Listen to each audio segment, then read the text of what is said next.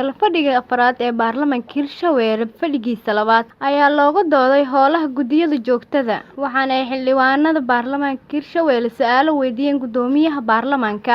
laakiin adinka hadaad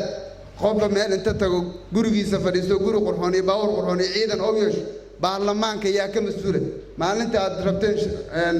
kuraasta aad rabteen xilaalka waxaad sheegteen recording waa duubay waxa haysto saxaafadda haysto xukuumadda dawlad goboleedka Hirshabelle inta ay ka kooban tahay haba yaraatee wax yaqaan ma laha wasiiradeeda wasaarad hortimiday baarlamaanka oo inay shaqeeyaan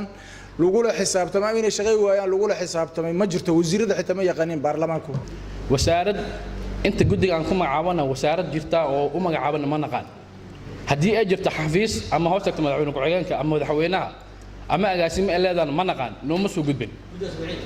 waa guddoomka dhigista waay nalooma raacsiin waxay soo diyaariyaan waxay hor keenayaan golaha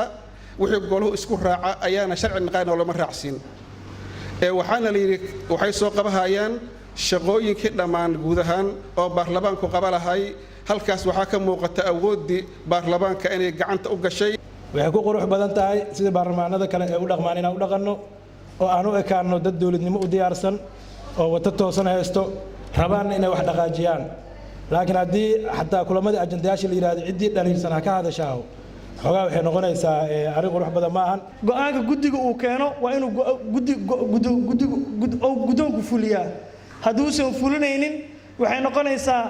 يعني ما أردت هذا اختيار له وما حبناها هيرشابيل برلمان كتسن وما حي واجبات كوضا الشقة حسانات دودي حقوق دودي أود دودي ما دمسترنتها أولا أنت سنة زويد النواه سيدا كوعد أطب كستعاد قوضب كيس اللوات يساقالات نمبر كيس اللوات قولها برلمان كوا بقولتهم يتضبوا حتى أنا كوما شقينه واي سببتا ومقين ما بدنا دمسترنوه kuwa jiran waa loo cudurdaaraya oo hadda ka maqan fadhiyada laakiin qofkii joogo oo shaqadiisa ka maqan oo aan qabsanaynin waxaan qabaa in gudiyaas dadka shaqeynayo oo shaqada diyaar ku ah ay shaqadooda qabtaan gudoomiyalka gudiyalka oo xubnaha ka gudiga joogtada intaan halkan ku sugnaa anigu safar ma aado waxaan qabaa dadku ma wada eedeysna dad shaqeeyo oo hildiya jooga laakiin waayay gudoomiye shaqadii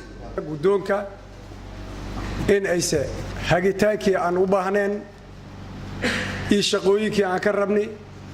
oo ay ugu horeyso isku wareejinta xilka iyo hogaaminta baarlamaanka in wax ka dhimiin aan aaminsanahay gudoomiyaha baarlamaanka ayaa ka jawaabay qaar ka mid ah su'aalihii la weydiiyay صح دقرة wuxuu ka hadlay maxamed bashiir qaasim ka horeeyay wuxuu ka hadlay qodobada asaasiga qodob ka mid oo ay kamid tahay dhameystirka maxay ahayd xubnihii maqnaa taasu waa tala guud oo yaani xildhibaanada iyo dhammaan macal xukuumadda yaani farsamadeeda in laga tashto la dhameystiro ay muhiim tahay guddiga joogtada waxa inta meel ay la fariistaan kaligood ay go'aansadaan kadibna ay xukuumadda u gudbin karaan uma jirto xildhibaan muxuu ahaay cabdikariin calnuur waa sax iyo waxa isku su'aal dhawaay xildhibaan shucayb inta badan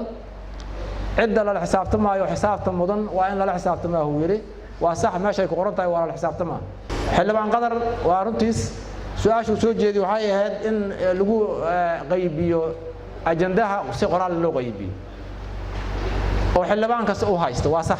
baxsan ibraahim cabdi baxsan bilan TV-ga dawladda koonfur galbeed Soomaaliya magaalada Jowhar